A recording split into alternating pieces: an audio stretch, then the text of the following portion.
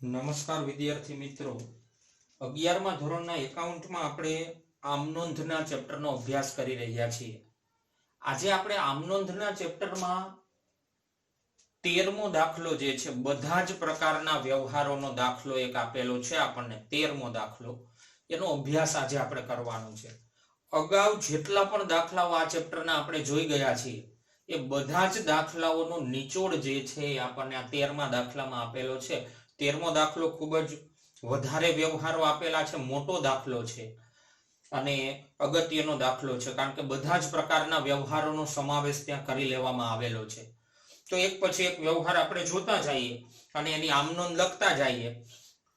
13મા દાખલાના હેડિંગમાં આપણને આપેલું છે, શ્રી મૌલિક શાહે શરૂ કરેલ શાહ ટ્રેડર્સના ધંધાના વ્યવહારો પરથી આમનોંધ લખો. તો હેડિંગ દર્શાવી દીધું છે આપણે, શ્રી મૌલિક શાહના ચોપડે આમનોંધ અથવા તો શાહ ટ્રેડર્સના ચોપડે આમનોંધ, ખરેખર એમ હેડિંગ લખી શકાય. પછી તારીખ, વિગત, ખાતા વહી પાના નંબર, ઉધાર રકમ અને જમા રકમ. એક પછી એક વ્યવહારો લેતા જાય. આપણને 2014ના વર્ષના જુલાઈ માસના વ્યવહારો આપેલા છે.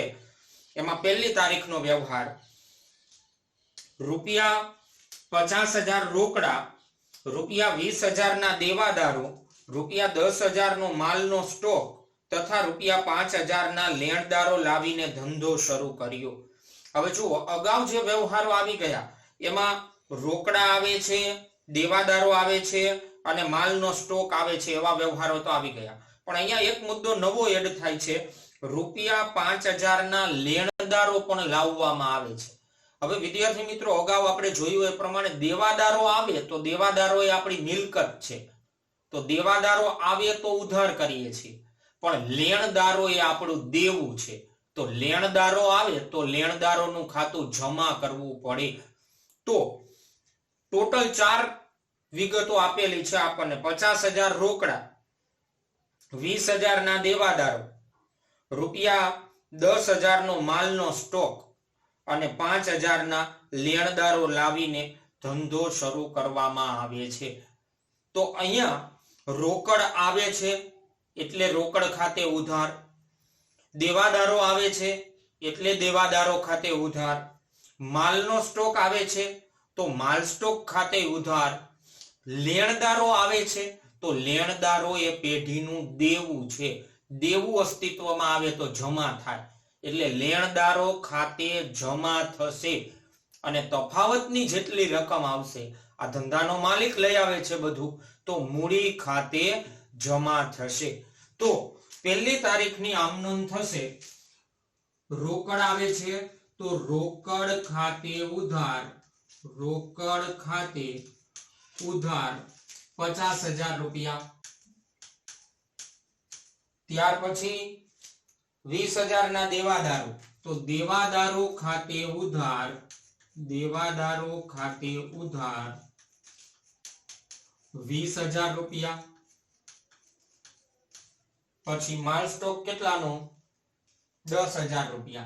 માલ સ્ટોક ખાતે ઉધાર, માલ સ્ટોક ખાતે ઉધાર ₹10,000. તે લેણદારો ખાતે જમા, લેણદારો ખાતે જમા, લેણદારો છે ₹5,000 ના, અને હજુ તફાવતની રકમ જે આવે તે મૂડી ખાતે જમા, મૂડી ખાતે જમા.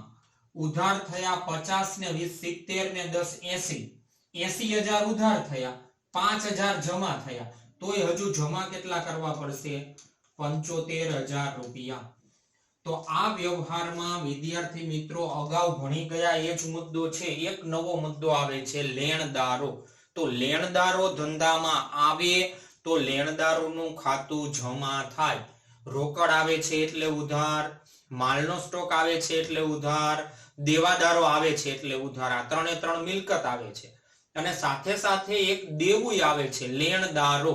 તો લેણદારો આવે તો જમા, લેણદારોનું ખાતું અસ્તિત્વમાં આવે તો એ દેવું છે, જમા થશે અને તે મૂડી ખાતે પણ જમા. આ પહેલી તારીખનો વ્યવહાર. ત્યાર પછી બીજી તારીખ વિજયા બેંકમાં રૂપિયા 20,000 રોકડા ભરીને ખાતું ખોલાવ્યું. 20,000 રૂપિયા બેંકમાં ભરીને ખાતું ખોલાવ્યું.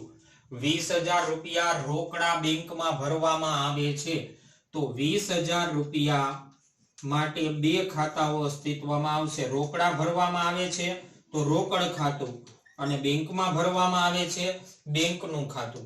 ધંધામાંથી 20,000 બેંકમાં ભર્યા તો ધંધામાંથી રોકડ જાય છે. રોકડ જાય તો જમા થશે, તો પછી બેંક ખાતે ઉધાર થશે, કારણ કે બેંકમાં રૂપિયા આવે છે અને ધંધામાંથી રોકડ જાય છે. તો આમનામ દર્શાવી દઈએ. તારીખ 2 બેંક ખાતે ઉધાર, બેંક ખાતે ઉધાર 20,000 રૂપિયા તે રોકડ ખાતે જમા, રોકડ ખાતે જમા 20,000 રૂપિયા. બેંક ખાતે ઉધાર 20,000 તે રોકડ ખાતે જમા 20,000. રોકડા બેંકમાં ભર્યા તેના. ત્યાર પછી 3 તારીખ રૂપિયા 20,000 નો માલ સુમુલ પાસેથી 10% વેપારી વટાવ અને 10% રોકડ વટાવે ખરીદ્યો. અડધા નાણાં ચેકથી ચૂકવ્યા. અગાઉ પણ આવી ગયો એવો જ વ્યવહાર, અને સૌથી અગત્યનો વ્યવહાર. આની ગણતરી અગાઉ આપણે શીખી ગયા છીએ, તેમ છતાંય ફરીથી એક વખત વિદ્યાર્થી મિત્રો ધ્યાન રાખો. રૂપિયા 20,000 નો માલ સુમુલ પાસેથી 10% વેપારી વટાવ અને 10% રોકડ વટાવે ખરીદ્યો. અડધા નાણાં ચેકથી ચૂકવ્યા. તો અડધો વ્યવહાર રોકડ વ્યવહાર છે અને અડધો વ્યવહાર ઉધાર વ્યવહાર છે. આવું થતું હોય ત્યારે રોકડ વટાવ તો માત્ર અને માત્ર રોકડ વ્યવહાર ઉપર જ ગણવામાં આવે છે. તો હવે આની ગણતરી ખાસ આપણે ધ્યાનમાં લઈ લઈએ. 20,000 નો માલ સુમુલ પાસેથી ખરીદ્યો. આની ગણતરીમાં ખાસ ધ્યાન રાખજો. 20,000 રૂપિયાનો માલ સામાન સુમુલ પાસેથી ખરીદવામાં આવે છે, પણ કેવી રીતે ખરીદવામાં આવે છે? 10% વેપારી વટાવ. તો સૌથી પહેલા બાદ કરી દઈશું -10% વેપારી વટાવ. 10% વેપારી વટાવ એટલે 2,000 રૂપિયા માઇનસ કરી દેશું, બાકી વધશે 18,000 રૂપિયાની ખરીદી સમજવામાં આવશે. 20,000 નો માલ ખરીદ્યો એવું નહીં સમજવામાં આવે, 18,000 નો માલ ખરીદ્યો એવું સમજવામાં આવશે સુમુલ પાસેથી. હવે અડધા નાણાં ચૂકવવા છે. 10% રોકડ વટાવે આપેલો છે, પણ રોકડ વટાવ તો ક્યારે કેના ઉપર ગણવામાં આવે? રોકડ વ્યવહાર ઉપર ગણવામાં આવે. તો અહીંયા બધો વ્યવહાર 18,000 નો રોકડ વ્યવહાર નથી. એમાં આપણને એવું કીધું અડધા નાણાં ચૂકવ્યા, અને ઈ પણ ચેકથી. અડધા નાણાં ચેકથી ચૂકવ્યા. હવે ચેકથી ચૂકવવામાં અડધા નાણાં આવે તો અડધા નાણાં તો ઉધાર વ્યવહાર થયો. તો જેટલો રોકડ વ્યવહાર છે એના ઉપર જ રોકડ વટાવ ગણાય. તો આ વ્યવહારના બે ટુકડા કરશું આપણે. અડધા નાણાં એટલે 9,000 રૂપિયા અને બીજા અડધા નાણાં એટલે બીજા 9,000 રૂપિયા. હવે આ એક 9,000 જે છે એ ચેકથી ચૂકવવા છે, તો એના ઉપર રોકડ વટાવ ગણવામાં આવશે. કેટલા ટકા રોકડ વટાવ? 10%. આના ઉપર 10% રોકડ વટાવ ગણવામાં આવશે ને આ અડધા નાણાં તો સુમુલ આપણી પાસે માંગે, તો આ અડધા નાણાં માટે સુમુલનું ખાતું અસ્તિત્વમાં આવી જશે, કારણ કે આટલો ઉધાર વ્યવહાર છે.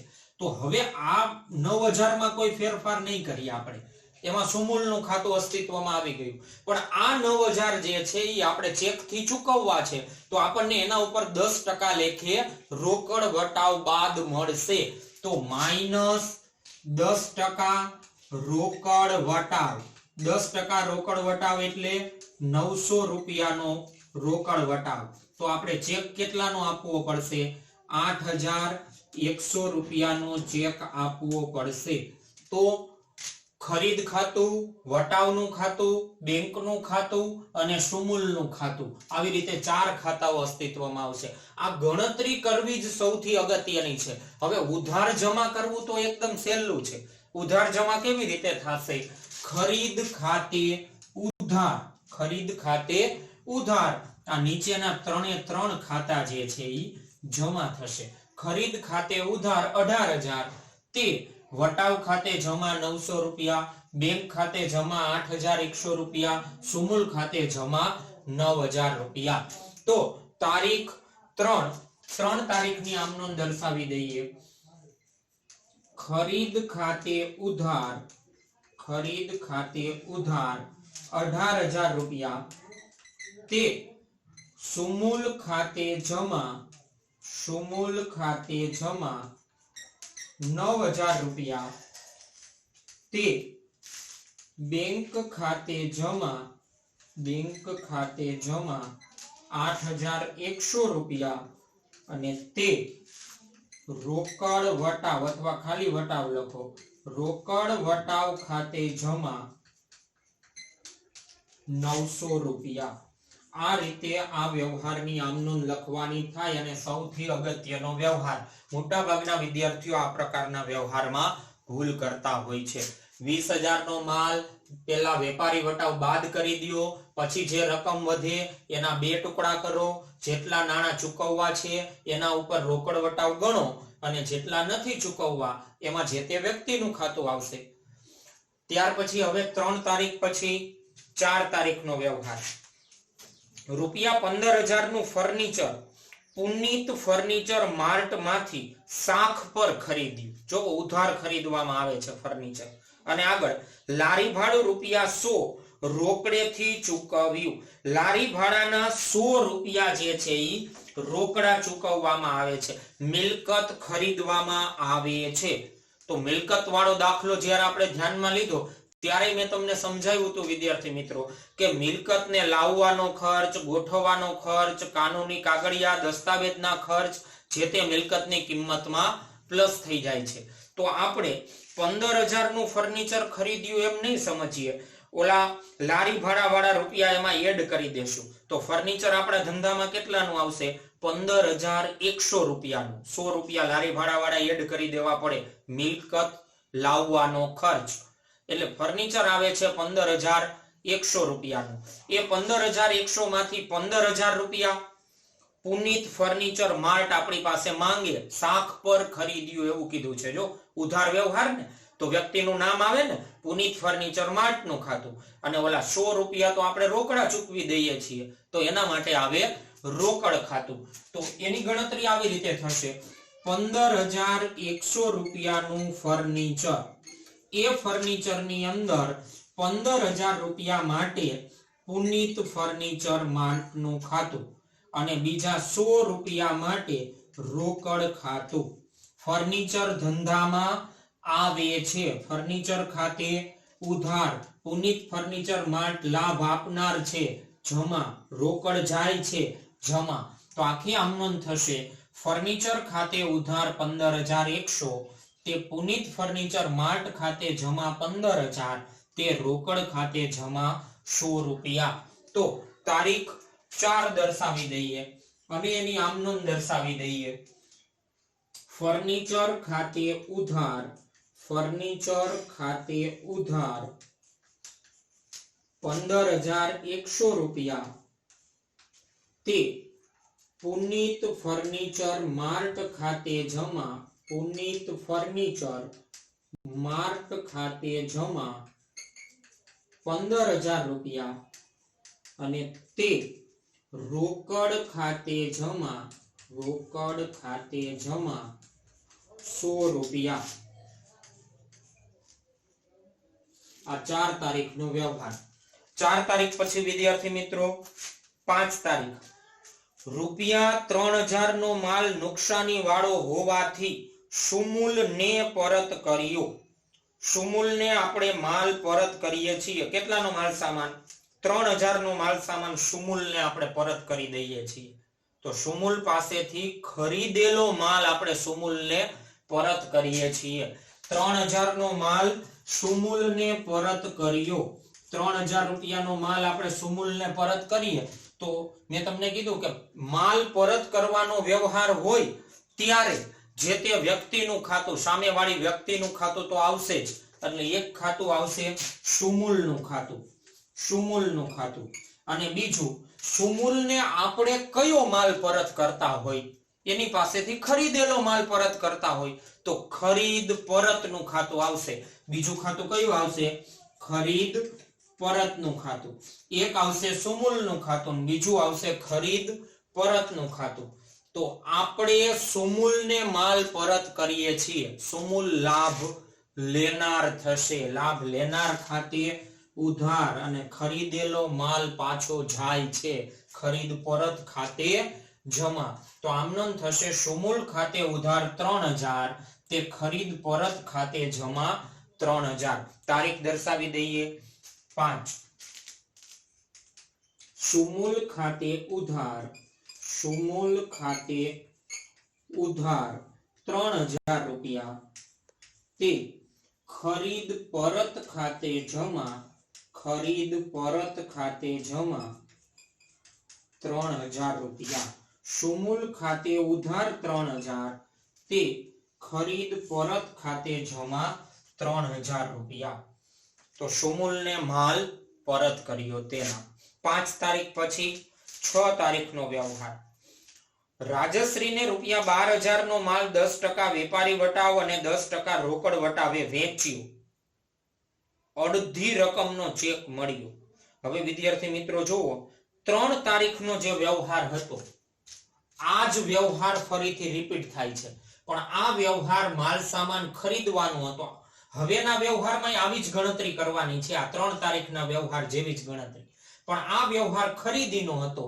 અને અત્યારે આપણે જે 6 તારીખનો વ્યવહાર છે એ માલ સામાનનું વેચાણ કરવાનો વ્યવહાર છે, રાજશ્રી વાળો. તો એની ગણતરી આની જેમ જ થશે, સમજી લ્યો ખાસ. એમાં જો ઉધાર જમા ખાલી ચેન્જ થઈ જાય, બાકી ગણતરી તો આજ પ્રમાણે કરવાની થાય. એમાં આપણને કીધું છે રાજશ્રીને ₹20000 નો માલ 10% વેપારી વટાવ અને 10% રોકડ વટાવે વેચ્યો. રાજશ્રીને કેટલાનો માલ સામાન વેચ્યો? આપણે 20000 નો માલ સામાન 12000 નો માલ સામાન વેચ્યો. રાજશ્રીને 12000 નો માલ સામાન વેચ્યો, પણ એમાંથી શું માઈનસ કરી નાખશું?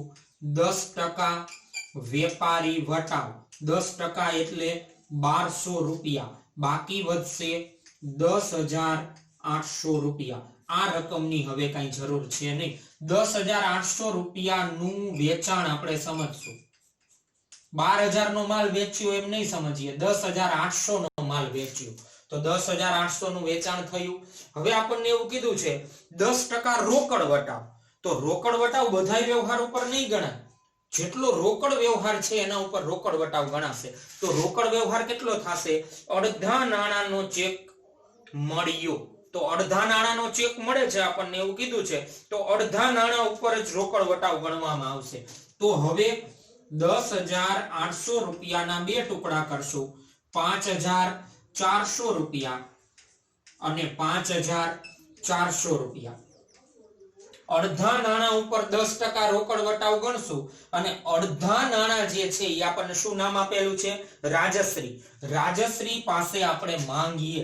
આ ઉધાર વ્યવહાર થયો, અડધો વ્યવહાર ઉધાર છે, તો આમાં રાજશ્રીનું ખાતું આવશે, આ રાજશ્રીનું ખાતું. અને હવે આમાં કઈ ચેન્જ નહીં કરીએ આપણે, પણ આમાં હજી માઈનસ કરશું. માઈનસ 10% રોકડ વટાવ. 10% રોકડ વટાવ એટલે 540 રૂપિયા. 5400 માંથી 540 રૂપિયા બાદ કરો વિદ્યાર્થી મિત્રો. 5400 માઈનસ 540 એટલે 4860 રૂપિયા જે છે એનો વ્યવહાર આપણે લખવાનો થાય. 4860 રૂપિયા જે છે એ આપણને ચેક મળતો હશે, એટલે બેંક. ફરીથી એક વખત સમજી લ્યો. એમાં આપણને શું કીધું છે? તો કે રાજશ્રીને 12000 નો માલ 10% વેપારી વટાવે અને 10% રોકડ વટાવે વેચ્યો. રાજશ્રીને 12000 નો માલ 10% વેપારી વટાવે અને 10% રોકડ વટાવે વેચ્યો. તો પેલા બાદ થાય વેપારી વટાવ. જે કિંમત વધે એના બે ટુકડા. અડધા ટુકડા ઉપર રોકડ વટાવ ગણવામાં આવશે અને અડધા ટુકડા ઉપર રોકડ વટાવ ગણવામાં આવશે નહીં. આટલી ગણતરી થયા પછી ઉધાર જમા કરવાનું તો એકદમ સરળ છે. ખરીદ ખાતે ઉધાર થાય, વેચાણ ખાતે હંમેશા જમા જ થાય. વેચાણ ખાતે જમા, તો આ નીચેના ખાતાઓ જે છે એ બધા ઉધાર થશે. રોકડ વટાવ આપણે ડિસ્કાઉન્ટ આપીએ છીએ, આપણું નુકસાન એટલે ઉધાર. આપણને ચેક મળે છે તો બેંકમાં રૂપિયા આવશે એટલે ઉધાર, અને રાજશ્રી લાભ લેનાર છે એટલા માટે ઉધાર. તો ત્રણેય ખાતાઓ ઉધાર થશે અને વેચાણ ખાતે જમા થશે. તો 6 તારીખની આમનોંધ આપણે દર્શાવીએ. તારીખ 6 રાજશ્રી ખાતે ઉધાર, રાજશ્રી ખાતે ઉધાર 5400 રૂપિયા, 5400 રૂપિયા. બેંક ખાતે ઉધાર, બેંક ખાતે ઉધાર 4860 રૂપિયા. રોકડ વટાવ ખાતે ઉધાર, રોકડ વટાવ ખાતે ઉધાર 540 રૂપિયા. તે વેચાણ ખાતે જમા 10800. તે વેચાણ ખાતે જમા 10800 રૂપિયા. આ વ્યવહાર માલ સામાન વેચવાનો થયો. આ માલની ખરીદી કરવાનો વ્યવહાર હતો, એના જેવો જ વ્યવહાર આ માલ સામાનનું વેચાણ કરવાનો. એટલે આ બે વ્યવહારોની ગણતરી ખાસ અને ખાસ ધ્યાનમાં રાખજો વિદ્યાર્થી મિત્રો. ચાલો 6 તારીખ પછી હવે 8 તારીખ. મહેન્દ્રને રૂપિયા 15000 નો માલ 10% વેપારી વટાવ અને 10% રોકડ વટાવે રોકડેથી વેચ્યું. હવે આ વ્યવહારમાં જો વેપારી વટાવ ને રોકડ વટાવ બે શબ્દો આવે છે, બે 10-10%. તો આપણને એમ થાય કે આ વ્યવહાર જેવો વ્યવહાર થયો કહેવાય, પણ આ વ્યવહારમાં અડધી રકમનો જ વહીવટ કરવાનો હતો ચેક દ્વારા. અડધો વ્યવહાર રોકડ રાખવાનો હતો, અડધો વ્યવહાર ઉધાર હતો. પણ આ વ્યવહારમાં તો આપણને શું કહી દીધું? મહેન્દ્રને રૂપિયા 15000 નો માલ 10% વેપારી વટાવ અને 10% રોકડ વટાવે રોકડેથી વેચ્યો. બધો જ માલ સામાન કેવી રીતે વેચવામાં આવે છે? રોકડેથી. તો સંપૂર્ણ વ્યવહાર રોકડ વ્યવહાર થયો કહેવાય ને. સંપૂર્ણ વ્યવહાર રોકડ વ્યવહાર હોય તો બધા વ્યવહાર ઉપર રોકડ વટાવ ગણવામાં આવશે. આ વ્યવહારની જેમ અડધા ઉપર જ રોકડ વટાવ ગણવાનો અને અડધા ઉપર રોકડ વટાવ નહીં ગણવાનો, એવું આ 8 તારીખમાં કરવાનું છે નહીં. 8 તારીખનો તો સંપૂર્ણ વ્યવહાર જે છે એ રોકડ વ્યવહાર છે. તો સંપૂર્ણ વ્યવહાર ઉપર રોકડ વટાવ ગણવામાં આવશે. તો એની ગણતરી જોઈ લઈએ આપણે. મહેન્દ્રને માલ સામાન વેચવામાં આવે છે, પણ મહેન્દ્ર નામની આપણે કઈ જરૂર છે નહીં, કારણ કે રોકડ વ્યવહાર છે. જો રોકડ વ્યવહારમાં વ્યક્તિના નામની કઈ જરૂર છે નહીં. મહેન્દ્રને રૂપિયા 15000 નો માલ 10% વેપારી વટાવે. કેટલાનો માલ સામાન? 15000 નો માલ સામાન માઇનસ 10% વેપારી વટાવ. 10% વેપારી વટાવ એટલે 1500. બાકી વધશે 13500 રૂપિયાનું વેચાણ. 13500 રૂપિયાનો માલ વેચ્યો. મહેન્દ્ર ને માલ વેચ્યો 13500 રૂપિયા. હવે આપણને એવું કીધું છે 10% રોકડ વટાવે રોકડેથી વેચ્યો. તો બધો વ્યવહાર રોકડ વ્યવહાર જ. અડધા નાણાં રોકડા ચૂકવ્યા એવું નથી કીધું. તો આ રકમ હવે ધ્યાનમાં લેવાની છે નહીં. તો આપણું વેચાણ કેટલાનું? 13500 રૂપિયાનું. તો આખા વ્યવહારમાંથી હવે બાદ કરી દઈ 10% રોકડ વટાવ. 10% રોકડ વટાવ એટલે 1350 રૂપિયાનો વટાવ બાદ કરી દઈએ, રોકડ વટાવ. તો બાકીની રકમ, અને એમાંય શબ્દ કયો આપેલો છે આપણને? 10% વેપારી વટાવ અને 10% રોકડ વટાવે રોકડેથી વેચ્યો. રોકડેથી વેચવામાં આવે તો આપણને 13500 માંથી 1350 બાદ કરો. 13500 માંથી 1350 બાદ કરો તો 12150 રૂપિયા જે છે એ રોકડા મળશે. 12150 રૂપિયા રોકડા મળવાના છે, કારણ કે મહેન્દ્રને રોકડેથી માલ વેચ્યો છે. ટોટલ વેચાણ 13500 નું, એમાંથી રોકડ વટાવ બાદ થયો 1350 રૂપિયાનો.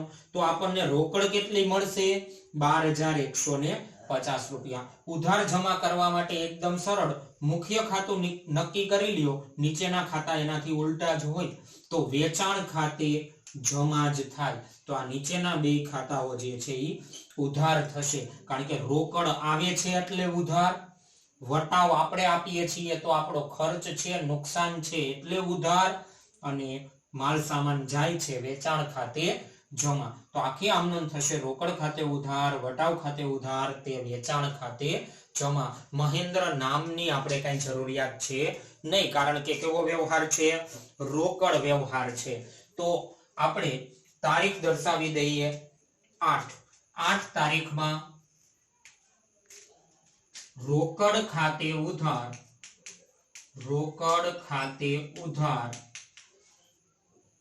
12,150, વટાવ ખાતે ઉધાર 1,350, તે વેચાણ ખાતે જમા 13,500 રૂપિયા 13,500 રૂપિયા. તો 8 તારીખનો વ્યવહાર પણ ખાસ અગત્યનો છે વિદ્યાર્થી મિત્રો. ત્યાર પછી હવે 10 તારીખનો વ્યવહાર. પણ વિદ્યાર્થી મિત્રો હજુ આપણને 29 તારીખ સુધીના વ્યવહારો આપેલા છે. તો 10 તારીખના વ્યવહારે આપણે પહોંચેલા છીએ. 8 તારીખ સુધીનો દાખલો આપણે પૂર્ણ કરેલો છે. હવે 8 તારીખ પછી જે 10 તારીખનો વ્યવહાર છે એ આપણે આવતા વિડિયો લેક્ચરની અંદર 10 તારીખથી આગળના વ્યવહારો સમજશું. કારણ કે કન્ટિન્યુ જો દાખલો પૂરો કરવા જશું તો 1.5 કલાકનો વિડિયો બનશે. એટલા માટે આપણે 8 તારીખ સુધી 8 તારીખના વ્યવહાર સુધી આ વિડિયો અહીંયા રાખીએ છીએ. આવતા વિડિયોની અંદર 10 તારીખના વ્યવહારથી ફરીથી મળશું. ત્યાં સુધી આ 8 તારીખ સુધીના બધા વ્યવહારો અને એની ગણતરીઓ ખાસ સમજી લ્યો. આવતા વિડિયો લેક્ચરમાં વિદ્યાર્થી મિત્રો આપણે ફરીથી મળશું.